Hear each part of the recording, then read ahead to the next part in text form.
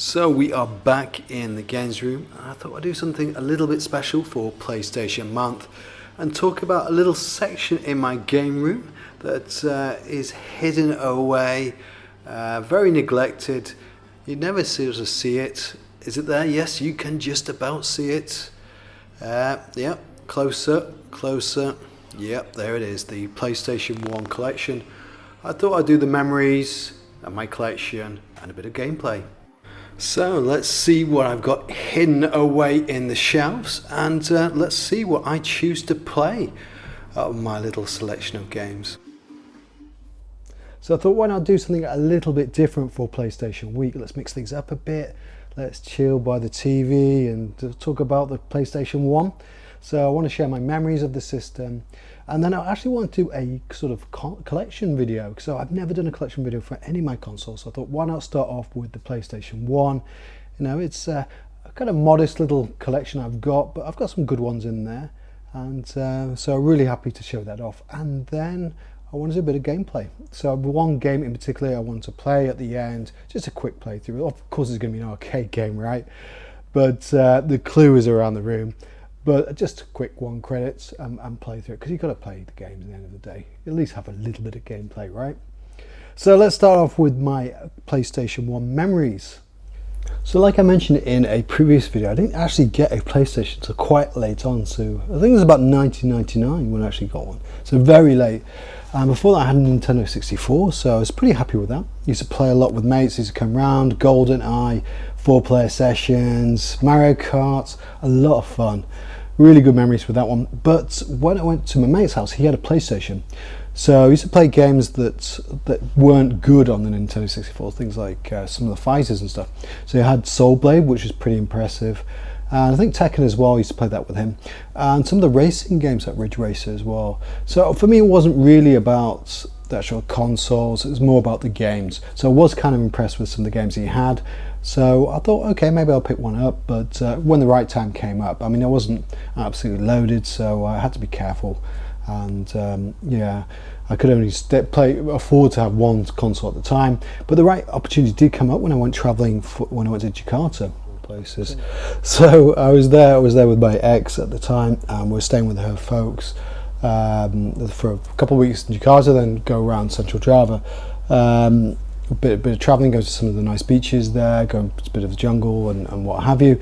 But when I was in Jakarta, I went around one of the local shopping malls. So there's in North Jakarta, not really where tourists go, you don't really see many Westerners there.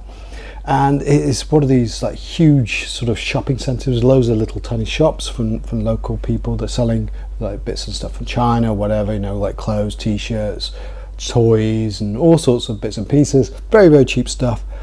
Kind of interesting place, absolutely jam-packed full of people. Really stuck out like a sore thumb. Of course, I'm so bloody taller than everyone else and a hell of a lot paler than everyone else.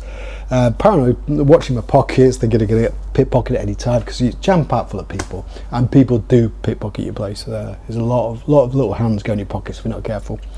But anyway, when I was there, I spent the afternoon just playing games, to be honest with you. So I let my ex just travel around doing whatever she wanted to do. So I noticed one floor had a load of video CDs and PlayStation as well. So they had a lot of knockoff PlayStation games, which of course I would not bring back to the UK.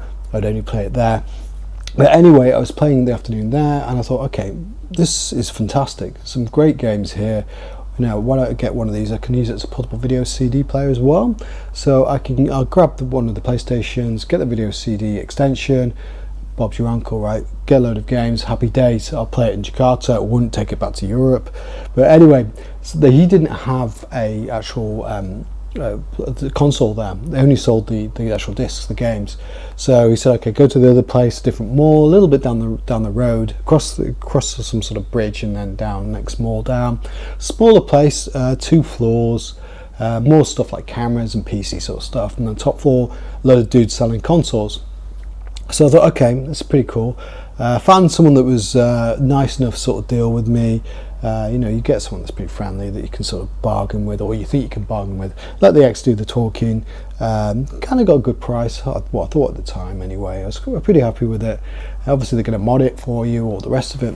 But by the time he finished modding it and getting everything together, it was really late at night. So we're talking about 11 o'clock, something like that, and this place was shutting down. There's no one around. They all got home, and so yeah, I went downstairs and literally no one's around. The security guards saying the front door's locked, go around the back, and I went to the side door. It's more where they do the unloading and things like that. So there's all these massive fences everywhere. It's pitch black, pitch black Jakarta, late at night. In dodgy areas. Well, it wasn't the greatest place, and not a good situation at all. And there's loads of there's like a gang, maybe about 10, 15. I don't know how old they were. You could barely see. It's very dark. But they decided to sort of like rattling the cages, the metal frames and stuff like that. They went mental when they saw me, especially they saw me with my ex at the time. And I was, oh god. Not a good situation. I thought I was going to lose my PlayStation 2 or potentially lose my life at that point as well. And I said, okay, stay cool. Just go ahead a little bit. You go slowly ahead. I'll stay a little bit back. I'll walk slowly and then speed up. Go for the main road. Get a Badger, which is these 3-wheeler sort of motorbike sort of things. So there's transport you got there. You grab one of those, and then I'll jump in and we'll get out of here. So she started going ahead. They're still banging on the cages, doing all sorts. So slowly I sort of sped up. She managed to get a Badger at the top of the road, and then I just legged it, jumped in the back of this thing. And then, oh God, I thought I was going to lose my PlayStation as well. I was like, oh God, I've just got it. So I don't want to lose that, because I'm thinking, if I've got to do anything, I've got to throw the PlayStation, then I've got to leg it right. PlayStation goes first, not my life. Smacked my head on this thing as well, on the budget. Have you ever been in one of these things? It's tiny in size, especially when you're my height as well. I struggled to get in those at the best of times, never mind when I'm trying to jump in with my PlayStation. Smacked my head, got out of there, but it was all good. So I got to play a little bit of PlayStation, bit of Crash Bandicoot, CRT Racing, played a lot of that, Puzzle Fighter as well. That was massive. I never played that before. Got to play that the first time when I got that then.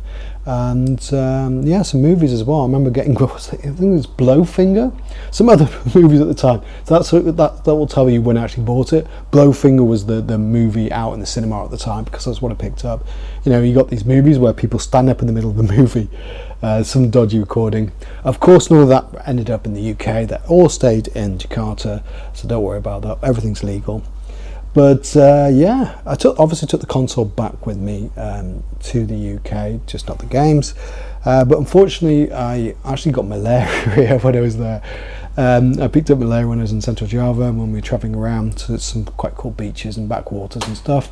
I was always travelling anyway, so I never really took malaria tablets. Stupidly I got malaria and ended up in Macclesfield Infirmary, but apart from that, was all good. So I did have to wait a while in the UK before I sort of played more of the console, because I was stuck in hospital for a while, which is a bit depressing. I wanted to get out and play PlayStation, but I couldn't.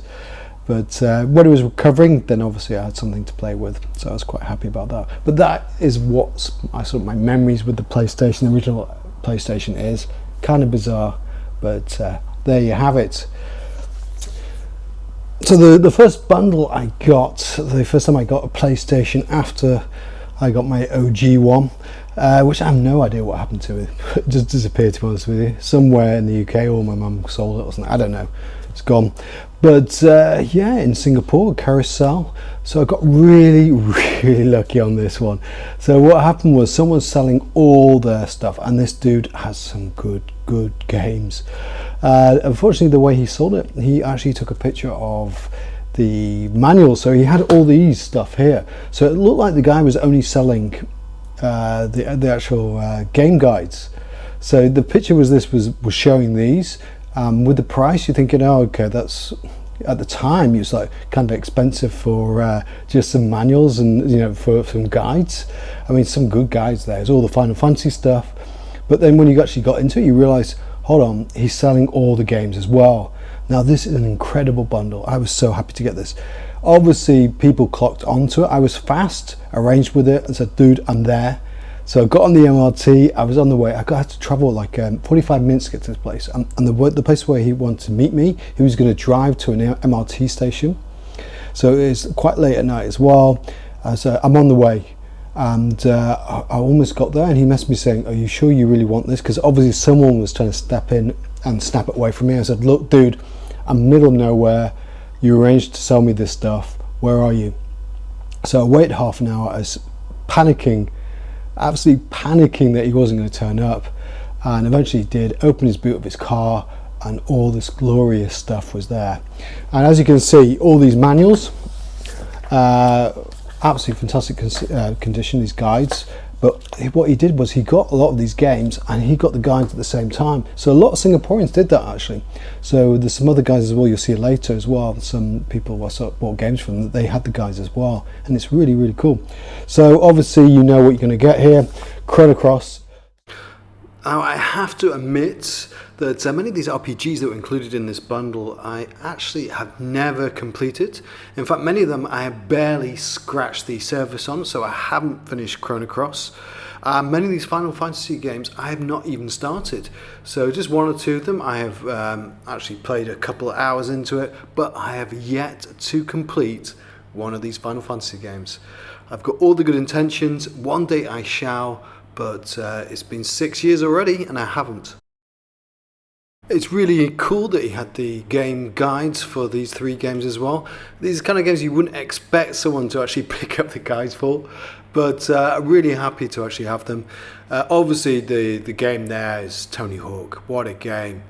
You've got to have it on the PlayStation, haven't you? So no more game guides from him, but more RPGs. And unfortunately, more RPGs I have not yet to finish. I do like Ogre Battle. I have played it on the Nintendo 64. It's more of a strategic RPG, so more of my kind of game, easy to get into. But Vandal Hearts I've yet to play, and Wild Arms too. And some more RPGs as well. These ones I haven't touched at all. I have no idea if they're any good. But they were in the bundle, so it's always great to get them. So the games that really got me excited about this bundle were actually the Persona games and Parasite Eve. I heard a lot about Parasite Eve, and my daughter had just started getting to the Persona games. She started with the Persona 3 Golden on the Vita, and it was great to go back to the original games. Now I did actually start Persona 1, but that's as far as I got. Like I say, good intentions, but I've yet to finish these games. There's a load of other random games you probably wouldn't expect. I mean, Weakest Link from the North American PlayStation. What's that all about? I would never expect that to be released in the States. Seemed quite shocking with all those quality RPGs, but the only 3 games that really got a lot of my attention back in when I picked this bundle up 6 years ago was actually Metal Slug X, which of course I was going to play, being the Metal Slug series. Mind you, I don't really go back to it because of course I got the MVS. Mega Man X5 as well, I remember enjoying that. I don't remember it being as a particularly standout Mega Man game, but at least I enjoyed it. I think a lot of people slag that one off, but it's not too bad. And Fade to Black was actually quite a bit of a surprise package to me. I don't normally like those sort of games, but I kind of got into it for some strange reason. I believe it's the sequel to Flashback, and I did struggle with it. It is a difficult game, but I did enjoy it and did put a bit of time into it. So that was all the PS1 games in that initial bundle that I picked up. It did also include a PlayStation 1, the second revision, the little mini ones, the one I'm using at the moment. It was nice and modded, so I can play games from all regions on it. So and it was boxed too, so it was a really, really good bundle. Also, there were some PS2 games in there and guidebooks, and also PS2 console as well. So it was a fantastic bundle. Yeah, I was pretty lucky to get that one. So these are more my games. You can probably quite clearly see by the titles, but these are the games I sort of picked up just to the ones I enjoyed back in the day. Things like Crash Bash. Along with Crash Bash, I did get the original Crash Bandicoot as well. I had to pick that one up. Played that quite a lot with my original PlayStation. And Spyro the Dragon as well. I used to play that quite a bit, so I had to get that one again. And of course, I had to get CTR, Crash Team Racing. I do have the third Crash Bandicoot as well, but you'll see that later with the Japanese stuff.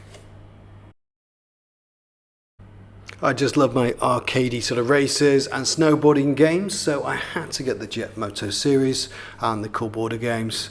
And I got these really a couple of years after I got the initial big bundle, and at that time it started to be very difficult to get PS1 games, so I had to resort to eBay in the States. And luckily in Singapore there was a lot of forwarding companies. I actually buy SingPost itself, and very cheap postage amounts. You could bundle it quite nicely together from multiple bids from eBay. They'd all wrap it for you, and as long as it's under a certain amount, then you didn't have to pay tax too. So it was a really affordable way of getting stuff from the States, and I managed to pick up quite a few games from eBay that way. Now these were absolute must-haves for the PlayStation 1. I had to go and get the R-Type game. I am a big fan of R-Type, so it was no brainer. I had to eventually get these games. And another game that always popped up on everybody's list for shooters that everyone recommended was Einhander. So luckily I picked this up quite a few years before the ridiculous price hikes. And another game there, I've got another like a discount shooting game, which is not too bad, but it's not in the greatest condition, as you can see. So I was actually very selective about the PS1 games I picked up, and Tenchu I wanted to get because back in the days I played that one with my mate who's a big fan of Tenchu. Great stealthy game. Everyone's got to get Tenchu in one of their collections. Evil Dead, I'm an absolutely huge fan of the movie, and so I had to get that one. And the humour is just like the movie, so if you like the movie, it's a no-brainer to get that one. Bubble Bobble, I always get Bubble Bobble no matter what system it's Tato. Bubble Bobble, I'm going to get it. Horned Owl, I covered in one of my other videos for the gun game. Really good fun gun game, and so happy to actually have the gun, thanks to Eddie Rollerxcore for pointing that one out. The last one is Blaster Master, which of course is the sort of sequel or like reimagine of the Nintendo game. A lot of fun. I love the Sunsoft original, so that's why I got that one.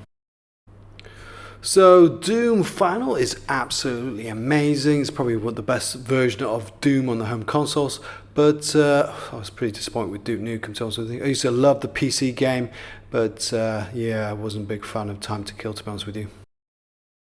Zero disappointment with the next two. Absolutely classic, amazing games on the PlayStation 1. Castlevania Chronicles and Castlevania Symphony of the Night. Pure class. Amazing soundtracks, amazing gameplay, pure amazing Konami magic. Like I mentioned, there are some absolute classics in my collection. There's not much filler here. Resident Evil 2, actually the only Resident Evil game I've got on the PlayStation, and Metal Gear Solid, of course. I had to have that. I did mention there was other sellers in Singapore that liked their guidebooks as well as their game, and it's time for the legendary Chubby Pork. Now this is one guy in Singapore, is an absolute legend on Carousel. All the other sellers that you used to meet, it's a small community, so you used to chit chat. This guy, so many legends about him, having like full collection of PlayStation 2 games and doubles of everything. He had some remarkable games. So I got these games back in May 2016. I actually wanted to get some really good RPGs for my daughter. She was getting into the genre, and these were the best ones out there. So I jumped at the chance when Chubby Pork had these advertised, and yeah, very lucky to get them, and especially considering what the price of these have shot up in price, especially Valkyrie Profile. Ridiculous money now, ridiculous. So next up is my Japanese PlayStation 1 games, and most of these I actually picked up on eBay. So back in 2014, maybe 2015, there's one particular seller on eBay. I'm sure everyone knows about it. They're probably bidding the same time as me, but he was spamming eBay. He had thousands of games. Every second I think there was a game he was auctioning, and a lot of them went for the lowest bid because no one bidded on them. So a lot of these random games I got for like 10 cents or something like that. But the guy did kind of cheat on the shipping, so he used to overcharge on the shipping and packaging and all the rest of it. But at the end of the day, you did get good deals, and I got a lot of random Japanese games that way. A lot of my PC Engine games I got that way, and a lot of these PS1 games I managed to pick up for very good prices because of that auction seller. You don't notice there's some RPGs in there, which I've already got, so I certainly wasn't really playing those.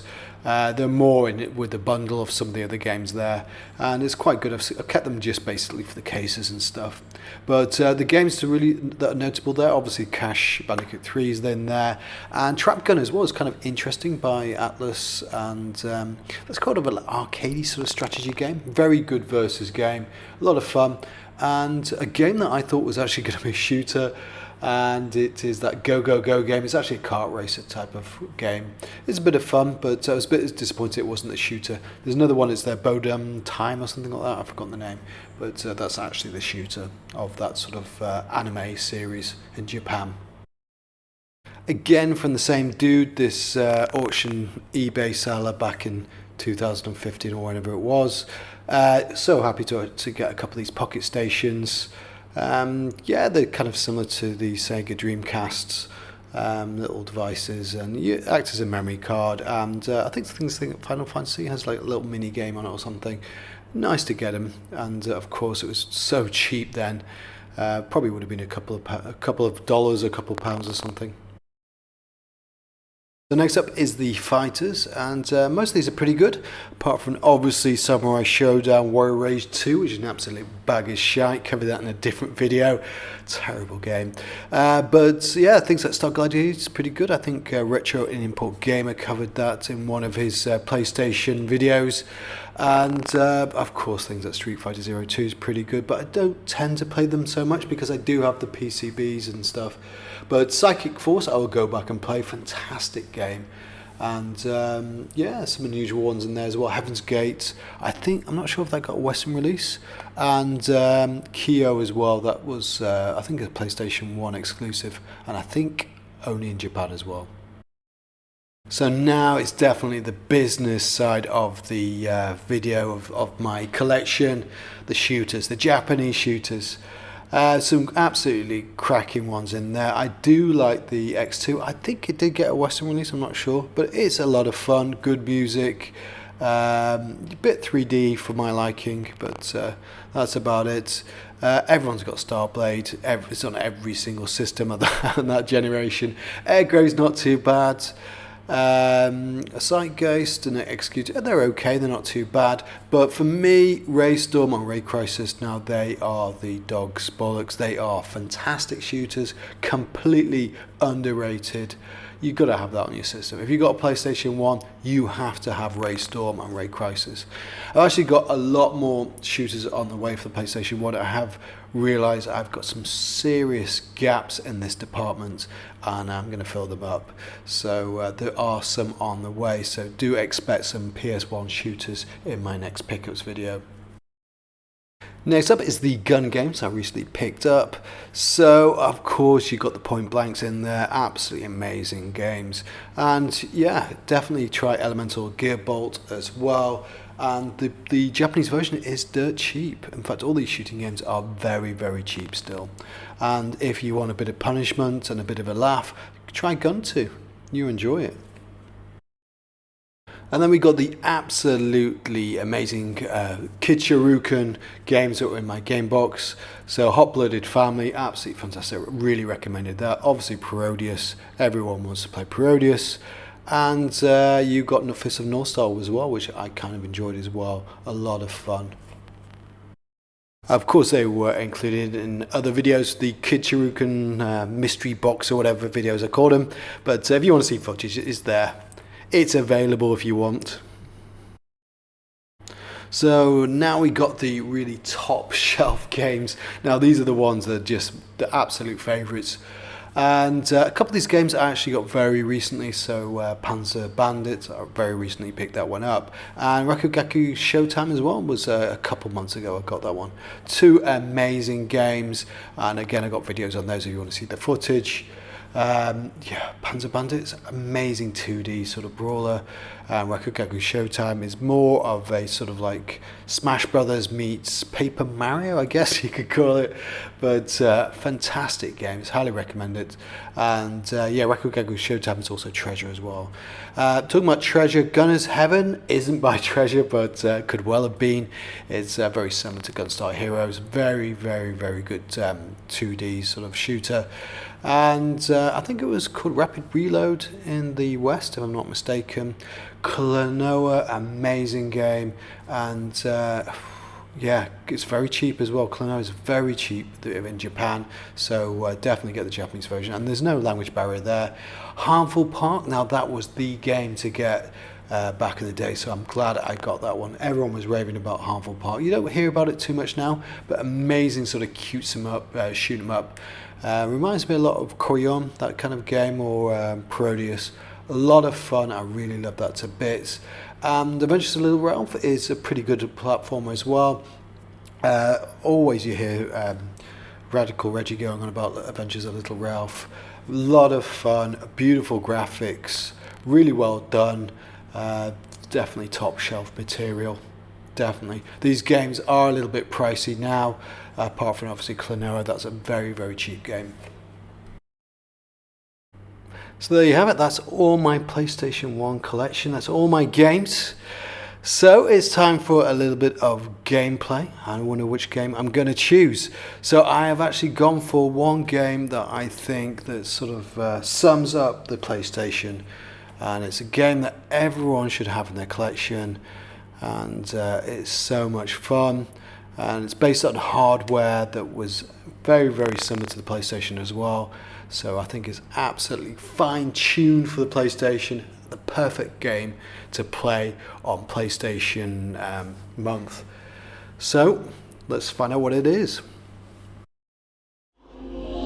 Okay, after all that talking, it's time to do some playing. It's time for Raystorm. So this is the game I chose out of all my games on the PlayStation 1. Probably because out of all the shooters I've got, this is probably the most neglected one, and it is such a quality one. You know, you got all these expensive shooters that everyone talks about, all these rare ones, and then this is probably the most common one, and it's one of the greatest ones, one of the best ones. Absolutely legendary arcade game. And for me as well, for a PlayStation game as well, it's got cracking music. The graphics as well, it's done right. You know, it is getting to that 3D genre, but it's not full on 3D, and it's not blocky. So perfect balance for me for the graphics. I still prefer 2D, but if you have to go 3D, this is what it's about. Really well done, and the music is unbelievably good. So if you don't know this series, it's obviously the Ray Force is the first one, and then Raystorm is second, this one, and then Ray Crisis as well is the third. I think the first one is more 2D, so the Ray Force, which was on the Taito F3, that was more sort of 2D, and then this is the first time they really took it 3D. So the arcade hardware for this one is pretty similar to the PlayStation, hence that's why it's such a good port. Such a fun game, and it's the first time they really did this sort of layered attacks. So you need your lock-in laser, I guess you call it. You need that to get them the one at the bottom. Very satisfying, and I think it's the first game to really implement that. Well, Ray Force was.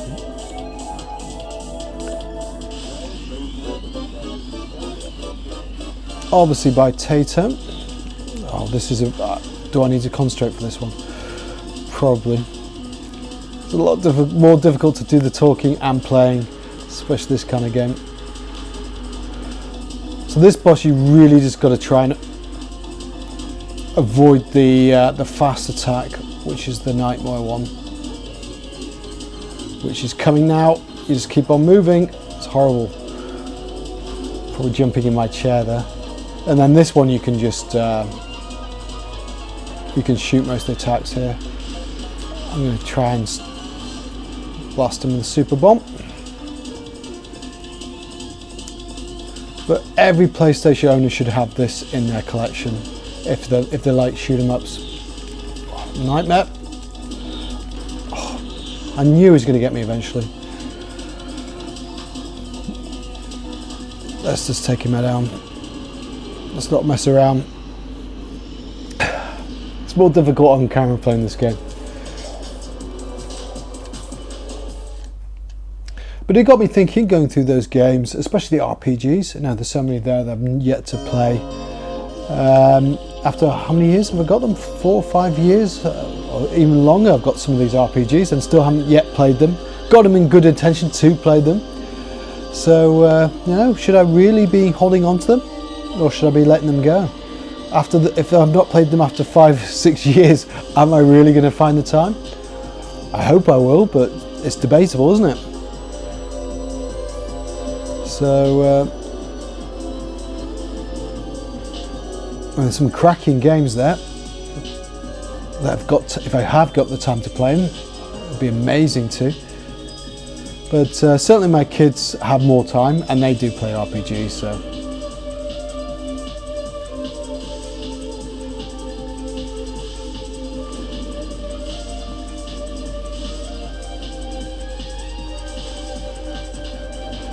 oh, it's horrible. But it has shown that over time my sort of buying habits has changed. Back then I would buy RPGs with the intent to play, but now I've given up. I very rarely would buy an RPG. Well, I won't buy an RPG for myself now. I only buy games that I can quickly pick up and play. And the only sort of big sort of games that are things like Horizon, Dawn, things like that, which I will put time in to complete it.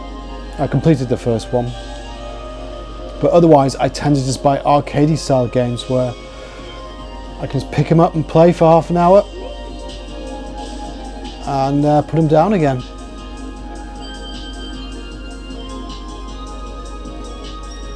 I just don't have time to play huge games anymore, unfortunately.